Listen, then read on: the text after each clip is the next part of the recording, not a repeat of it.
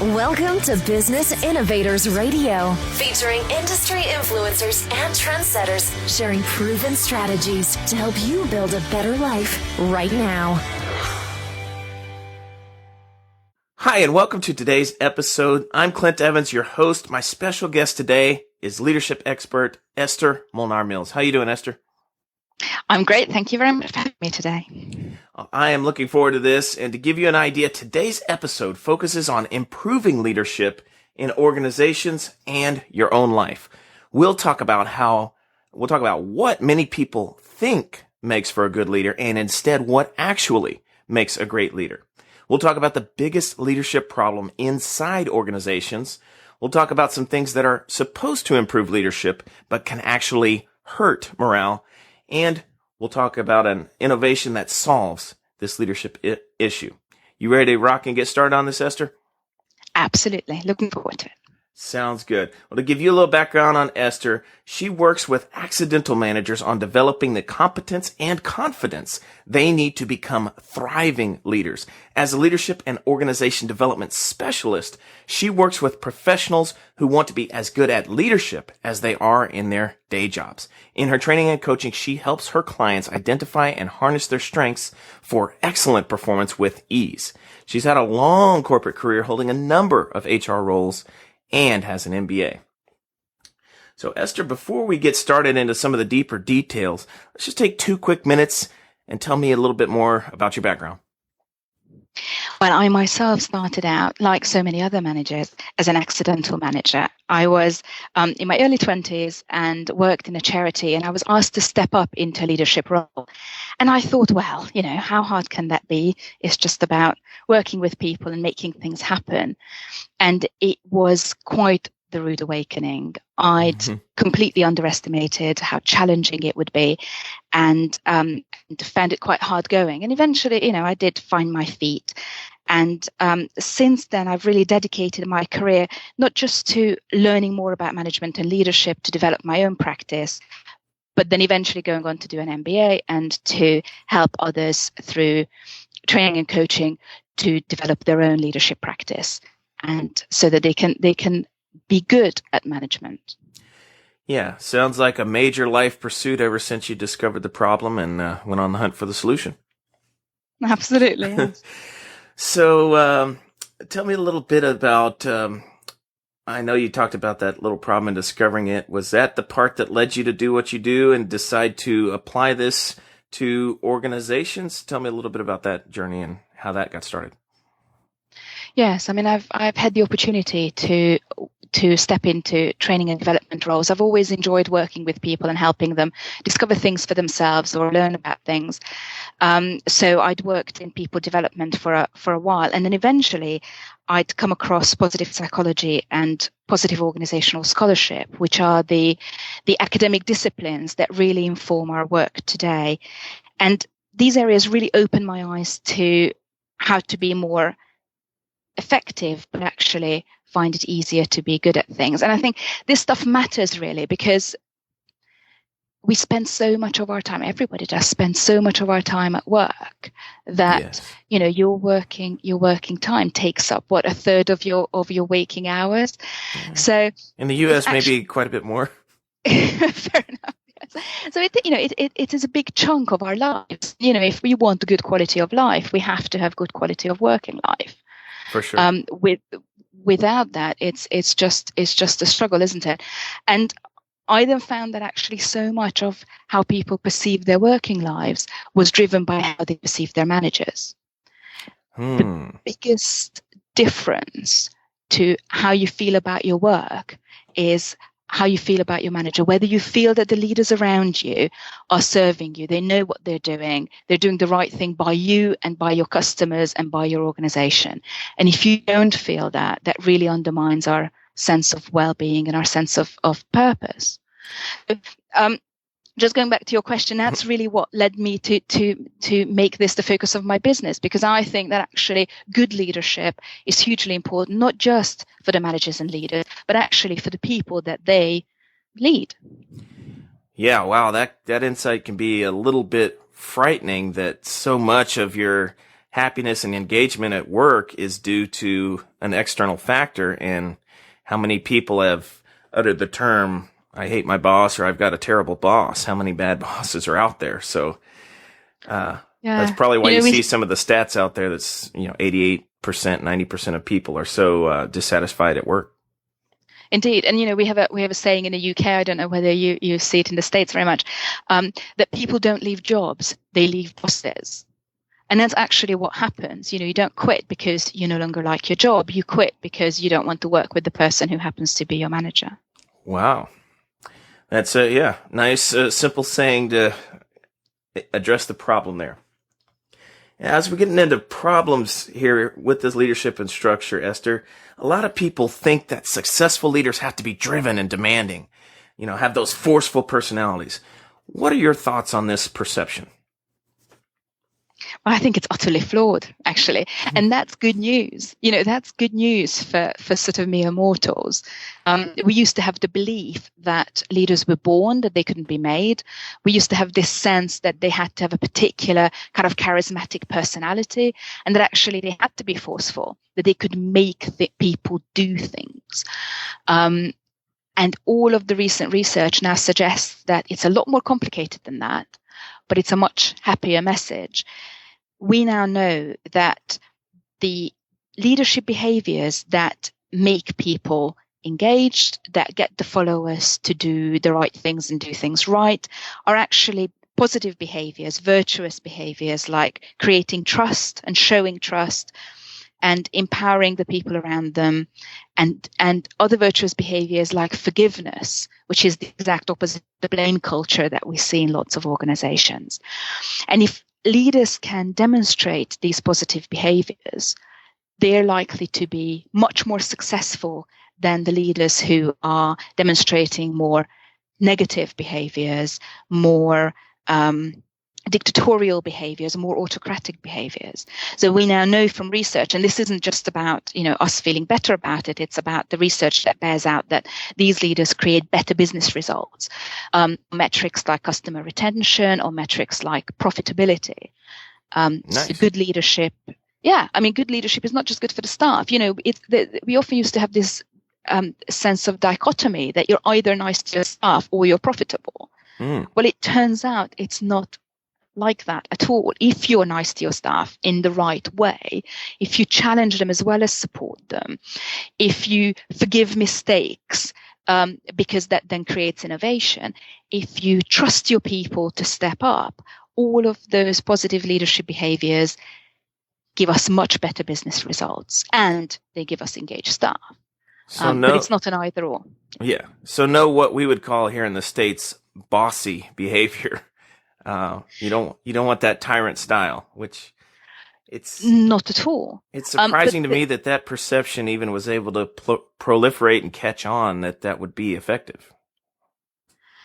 Well, yes, but it's just, it's often our sense of how leaders should be still comes from places like, the military or politics, Yes. where people need to be quite commanding, but it's sort of about personality rather than about behavior.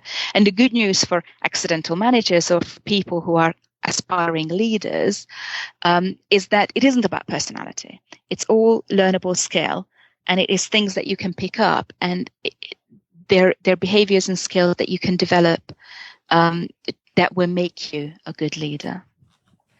Very nice. I think there were a few points in there. You talked about creating trust, your word empowering employees, so not being that micromanager that's always hovering and looking over the shoulder of employees. You hired them because they were skilled, obviously, and could do the job. So give them the direction, communicate clearly what their role is, what they're supposed to do, and then step out of the way and let them use their skills to do it. And absolutely trust them that way. And I think your other point too about leading by example, the best leaders lead from the forefront, kind of like Alexander the Great would charge forward with his men versus, generals today where they're sitting in a safe bunker with absolutely zero risk thousands of miles away. Well, there's that. Although, of course, that has its own utility. For that, yeah. Hate to bring the military metaphor because you said don't be like the military, but there are some things that can be applicable, and like you said, apply them and adapt them for the business world. What do you see, Esther, as the big leadership problem on the management side inside of these organizations? It's probably the assumption that if someone's good at their job, if they're a good professional, if you're a high-performing salesperson or marketer or a librarian, that will automatically make you a good manager. Librarians aren't good managers by nature. They're so talkative and outgoing. They might be, but not inherently, not simply by virtue of the fact that they were good at the professional job. Gotcha. And yet lots of organizations will pick the best professional from the team and promote them into team supervisor, team leader, manager on the basis of the performance in the day job. Gotcha. And then assume that means that they will be good at leadership.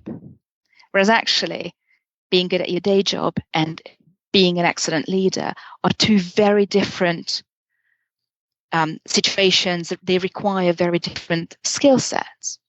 Yes. Go ahead. And that's something that organizations often underestimate. We promote for past experience, not leadership potential.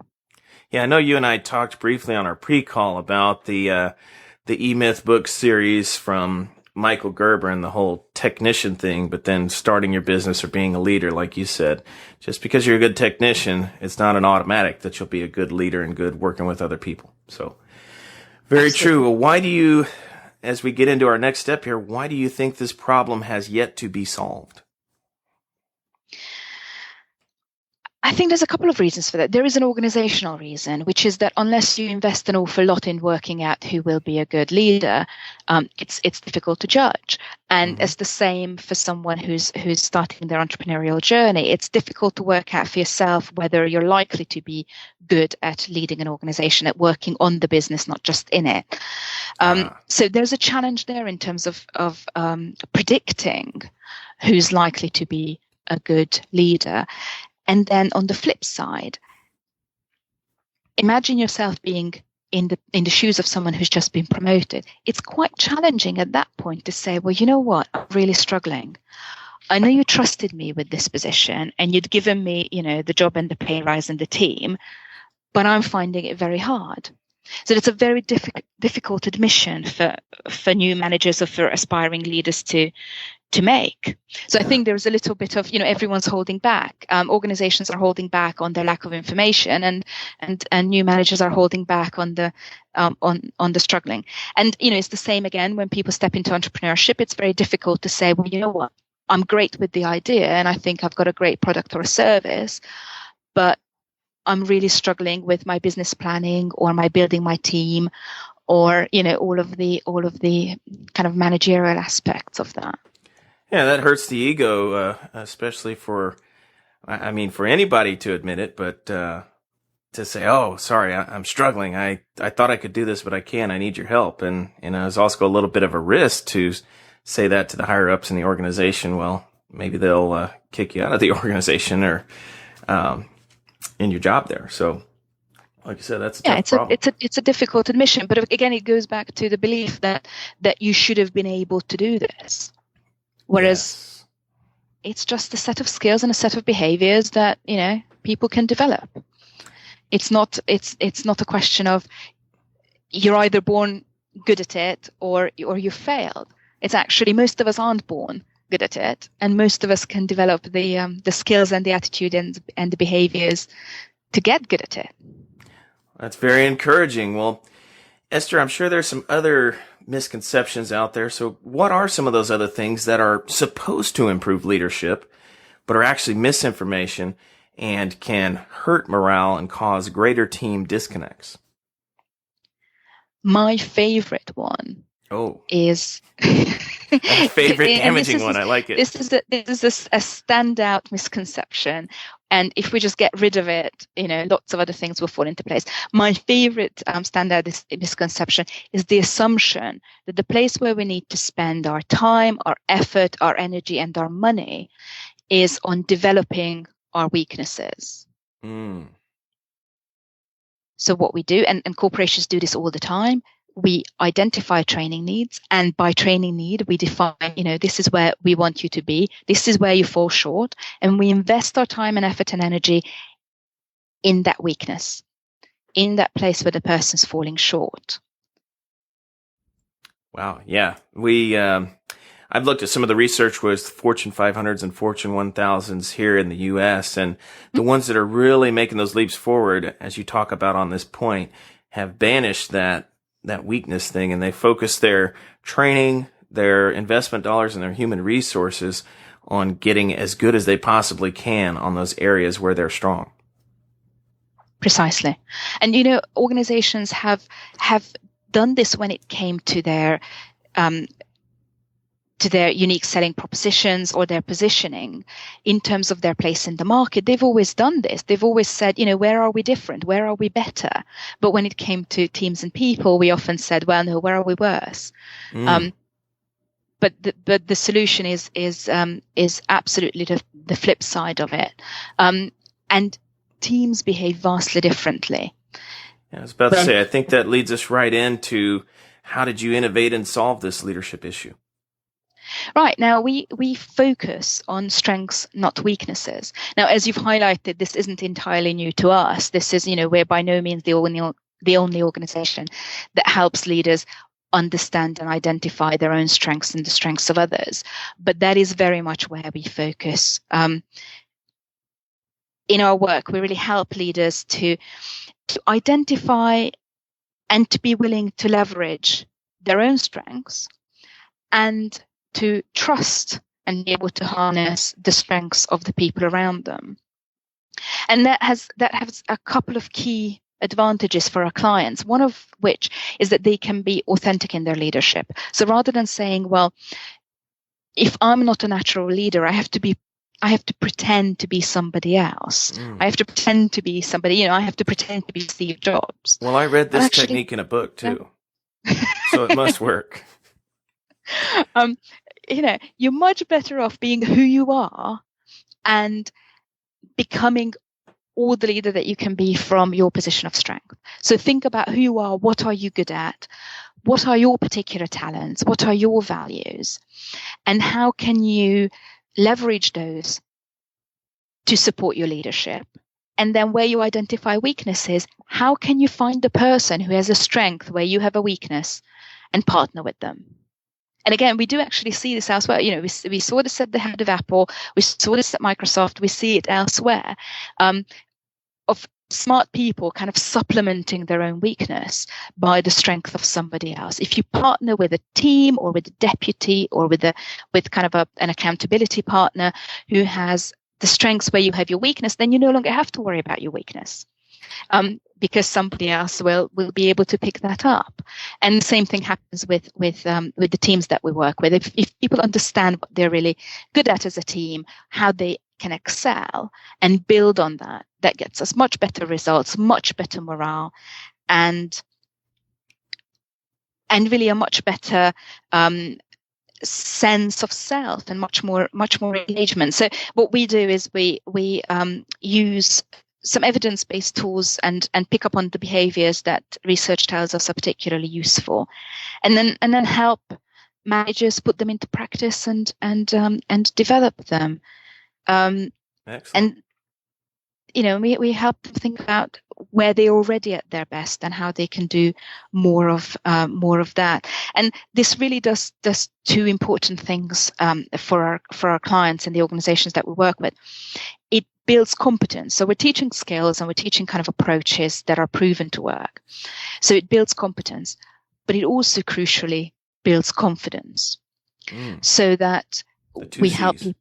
Yeah, absolutely. And two crucially important C's, because so much of bad management actually comes from lack of confidence. People micromanage. Yeah. I'm going to help you out there. Crucially critical C's. Get you some full alliteration rocking there. Fantastic. Crucially critical C's, yes. Competence and confidence. There you go. Because if you're confident in who you are and what you're doing, then you're much more willing to trust. You're much more willing to let go. You're much more willing to allow other people to take risks and to enable them and empower them. But that confidence it's only healthy if it comes from a place of competence.